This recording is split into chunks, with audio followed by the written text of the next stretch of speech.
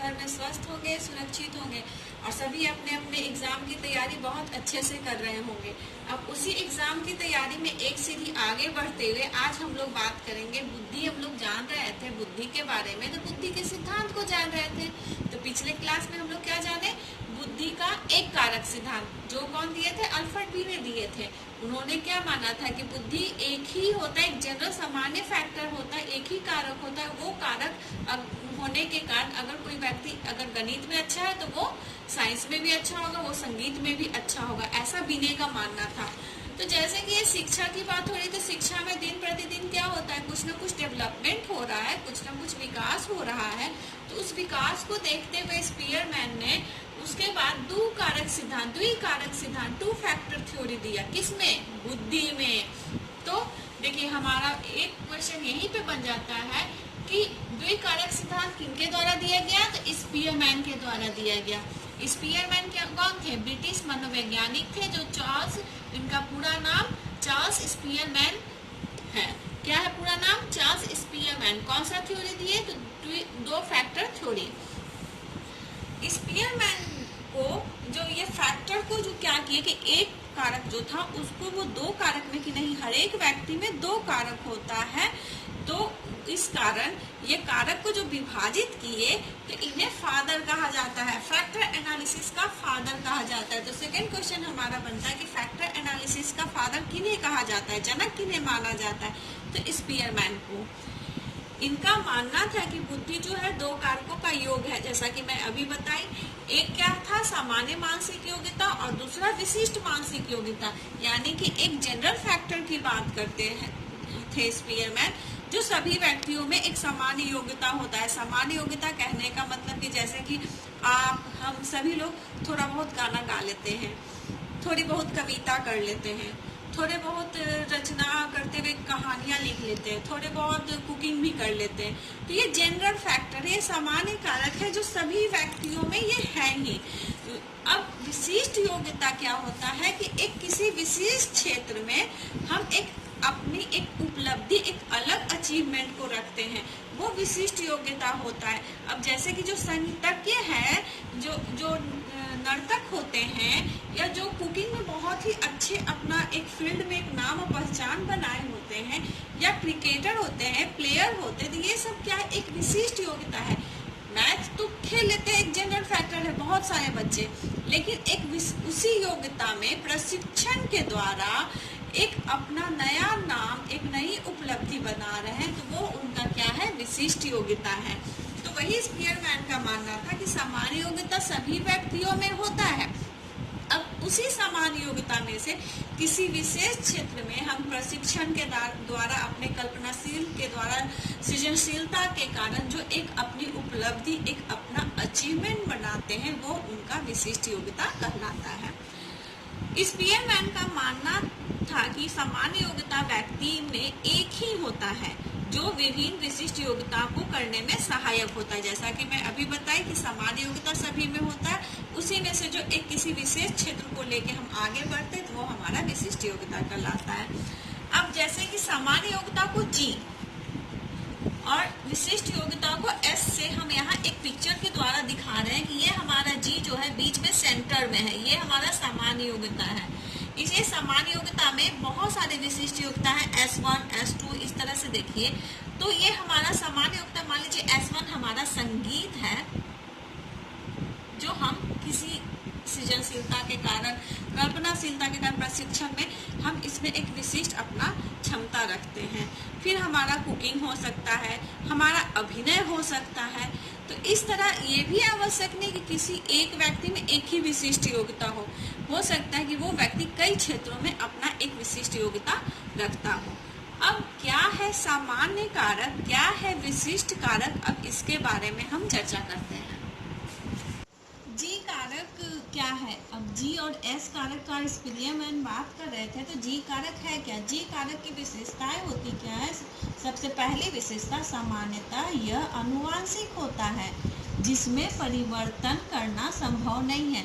यानी कि यह जन्मजात होता है, बच्चे में जो भी जी कारक सामान्य जो उसकी विशेषता है वो जन्मजात आता है, जो एक पीढ़ी से दूसरे पीढ़ी जाता ही है।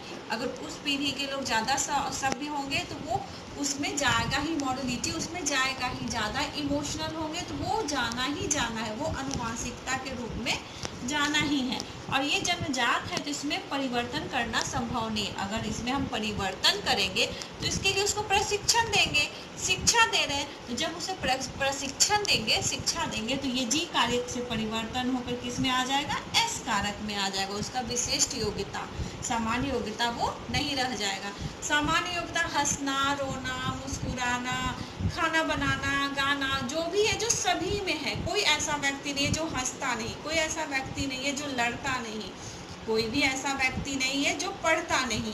तो ये सामान्य योग्यता हो गया। जी कारक सभी प्रकार के कार्यों को करने में सहायक होती है।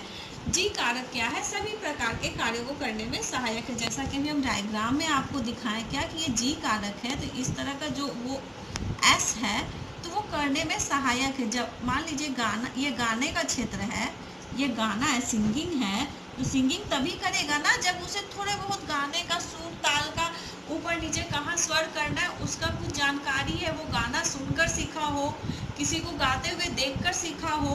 तो जब तक उसमें एक सामान्य कारक नहीं है, वो गा नहीं सकेगा, तो वो विशिष्ट की तरफ कैसे जाएगा। तो क्या है, जी कारक सभी प्रकार के कार्य को करने में सहायक होता है। जी कारक सभी व्यक्तियों में अधिक या कम मात्रा में पाई जाती है। जो सामान्य कारक है सभी में है, लेकिन किसी में कम, किसी में ज़्यादा। अब संगीत की बात कर रहे हैं तो गाना तो सारे लोग गा रहे हैं, लेकिन कोई बाथरूम सिंगर है, यानी कि बहुत अच्छा नहीं गा पा रहे, कोई बहुत ही अच्छा गा रहे, तो क्या हुआ, वो गाना जो हुआ, वो सामान्य कारक जो गाना गाने का जो क्षमता हुआ, वो किसी में कम, किसी में ज़्यादा। अब यहाँ पे अगर हम सोनू निगम की बात करें जो एक सिंगर है, और एक हम सामान्य आम पार्टी या हम अपनी ही बात करें, रजनी रंजन की ही बात करें, तो क्या है, दोनों में गाने की सामान्य कारक है, दोनों गाना गा सकते हैं, लेकिन उनमें गाना गाने की क्षमता ज़्यादा है और मेरे में गाना गाने की क्षमता कम है। तो क्या होता है, वो सामान्य कारक जो है किसी में ज़्यादा, किसी में कम मात्रा में पाई ही जाती है, इसी को विशिष्ट की ओर लिया जाता है।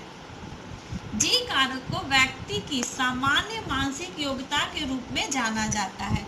अब जब ये सामान्य सारे व्यक्तियों में पाया जा रहा है, तो ये क्या है, सामान्य मानसिक योग्यता, यानी कि मेंटल एबिलिटी की बात हो रही है, अपने कि हम में कितना एबिलिटी, हम कितना कर सकते हैं, हम अपनी क्षमता की बात कर रहे हैं। यह अपरिवर्तनीय होता है। अब अनुवांशिक है तो इसमें क्या है, परिवर्तन जब हम करना संभव नहीं है मेरे लिए, तो अपरिवर्तनीय होता है। अब हम बात करेंगे एस कारक की विशेषता के बारे में। एस कारक की विशेषता क्या क्या, एस कारक की विशेषता यानी कि विशिष्ट कारक क्या क्या है। तो विशिष्ट योग्यता अनेक होती है। अब जैसे कि अभिनय करना हो गया, हमारा खेलना। अब जैसा कि हम अभी पिक्चर में बता रहे हैं, आप लोगों को बार बार बोल रहे हैं कि ये क्या है, एक व्यक्ति में अनेक तरह की विशिष्ट योग्यता हो सकती है। सेकेंड क्या है इसकी, इस कार्य की विशेषता कि एक व्यक्ति में कई विशिष्ट योग्यताएं होती हैं। अब अनेक तरह की विशिष्ट योग्यता की, कोई खेलने में विशिष्ट है तो कोई अभिनय करने में विशिष्ट है, और एक व्यक्ति में अनेक तरह की विशिष्ट योग्यताएं हो सकती है। अलग अलग व्यक्तियों के अलग अलग प्रकार की विशिष्ट मानसिक योग्यताएं पाई जाती है। यहाँ पे व्यक्तिगत विभिन्नता होने के कारण, जिसमें अनुवांशिकता का और वातावरण का बहुत बड़ा प्रभाव होता है, तो इस कारण हर एक व्यक्तियों में अलग अलग प्रकार की विशिष्ट योग्यता पाई जाती है। अब किसी को गुस्सा बहुत जल्दी आता है तो वो भी एक विशिष्ट योग्यता है, तो किसी में सौम्यता, वो शांत रहना ज्यादा पसंद करता है, तो वो उसकी विशिष्ट योग्यता है। किसी को खाना खाना ज्यादा पसंद है तो किसी को ज्यादा अपने हेल्थ को लेकर कॉन्शियस रहना ज्यादा पसंद है। तो ये क्या है, अलग अलग व्यक्तियों की अपनी अलग अलग योग्यता है, जिससे उसकी पहचान होती है। फिर नेक्स्ट क्या है कि प्रशिक्षण और शिक्षण के द्वारा विशिष्ट योग्यताओं को बेहतर बना सकते, अर्थात परिवर्तन संभव है। अब मेरा विशिष्ट योग्यता गाना गाना है, तो क्या हम अभी बताएं आपको कि सोनू निगम क्या है कि उसमें एक विशिष्ट योग्यता पा ली है, तो उसको क्या किया कि उनके पास भी एक सामान्य योग्यता था, गाना गाना मेरे जैसा, लेकिन वो उस योग्यता वो मात्रा उसमें ज्यादा थी, मेरे में कम। फिर उसको और बेहतर करने के लिए वो कई तरह के प्रशिक्षण लिए, बहुत तरह के शिक्षण प्राप्त किए संगीत के क्षेत्र में, जिससे क्या हुआ कि उनका वो विशिष्ट योग्यता आगे और बढ़ते गया। और वो क्षमता जब आगे बढ़ते गया तो परिवर्तन होते गया। 4 साल पहले की क्षमता और 4 साल बाद की क्षमता में क्या हुआ, वो परिवर्तन होते गया। अब जैसे कि हम टीचिंग की ही बात करें कि हम शिक्षा के क्षेत्र से जुड़े हुए हैं, तो जैसे जैसे हम इस क्षेत्र में आगे बढ़ते जाएंगे तो शिक्षण प्रशिक्षण हमारा बढ़ते चला जाएगा। तो हमारा क्या होगा, टीचिंग की जो हमारी योग्यता है वो भी क्या होगा, परिवर्तन होगा। जो धीरे धीरे एक विशिष्ट योग्यता तो है ही, उसमें और ज्यादा उस क्षेत्र में बढ़ोतरी होती जाएगी। फिर नेक्स्ट है कि अलग अलग तरह की विशिष्ट मानसिक क्रियाओं को करने में अलग अलग तरह की विशिष्ट बुद्धि आवश्यकता होती है। अब कई तरह की विशिष्ट जो मानसिक क्रिया करना है, अब उसके लिए अलग अलग बुद्धि की आवश्यकता होगी। अगर हमें खाना में अपनी योग्यता को दिखाना है तो उसमें हमारी जो मानसिक बुद्धि की क्या आवश्यकता होगी, उसमें क्या क्या मटेरियल लगेगा खाना बनाने में, उसमें कितना प्रोटीन होगा, कितना कैल्शियम उस खाने में होगा, वो सारे हमारे बुद्धि के अंदर आना बहुत जरूरी है कि क्या क्या इसकी आवश्यकता है। अगर खेलने के लिए हम अपने विशिष्ट योग्यता को लगा रहे हैं तो वहाँ पे हमारी आवश्यकता भी परिवर्तन हो जाएगी कि उस खेल में क्या करना है, कितना स्कोर बनाना है, कितना समय लगेगा। तो क्या है कि हमारे विशिष्ट योग्यताओं के अनुसार हमारी आवश्यकता भी क्या होगी, परिवर्तन होते जाएगी। अब ये स्पीयरमैन का 2 कारक सिद्धांत के बारे में जान गए। अब स्पीयरमैन ने ही इसी कारक में भविष्य में एक और कारक को जोड़े थे, समूह कारक, जिसे हम त्रिकारक सिद्धांत के नाम से जानते हैं। तो अब उसके बारे में चर्चा करेंगे। अब त्रिकारक सिद्धांत, जिसे 3 फैक्टर थ्योरी कहा जाता है, ये स्पीयरमैन दिए थे 1911 में।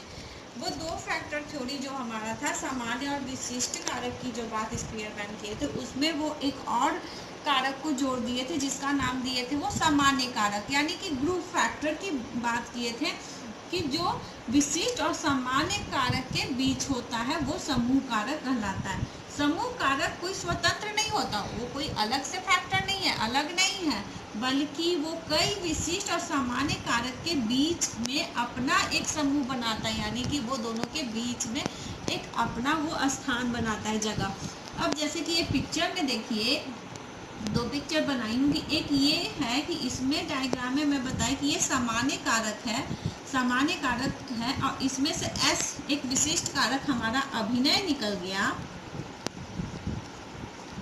तो इन दोनों के बीच में आप यहाँ जो ब्लैक डॉट देख रहे हैं, तो ये क्या है, ये सामान्य से विशिष्ट की ओर जाने के बीच में जो प्रतिक्रिया हुई, जो क्रिया हुई, जो हम प्रशिक्षण शिक्षण के द्वारा इस विशिष्ट की ओर अपनी पहचान बनाने की, तो ये हमारा समूह कारक हो गया, जी फैक्टर हो गया। इसको हम कैपिटल और स्मॉल से दिखा रहे हैं कि स्मॉल जी हो गया, वो हमारा क्या है, सामान्य कारक की बात हो रही है, और जो कैपिटल जी है वो हमारा समूह कारक, 3 फैक्टर में जो आया समूह कारक की बात हो रही है।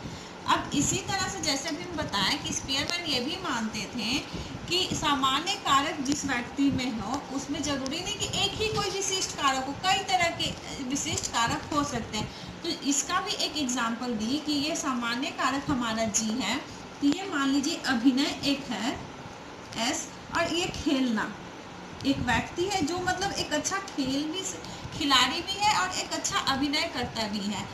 तो ये दोनों उसका S1 S2 उसका क्या है, विशिष्ट कारक, लेकिन ये दोनों होने में जो बीच उसका जो प्रतिक्रिया हुआ सामान्य से विशिष्ट की ओर आने में, वो उसका हो गया समूह कारक, ग्रुप फैक्टर। तो यही स्पीयरमैन का मानना था कि सामान्य और विशिष्ट कारक के बीच में जो क्रिया होती है उसे हम समूह कारक कहते हैं, अर्थात यानी कि सामान्य से विशिष्ट की ओर जाने में निम्न और उच्च जो प्रतिक्रिया हो रही है वो हमारा विशिष्ट समूह कारक के नाम से स्पीयरमैन बताए।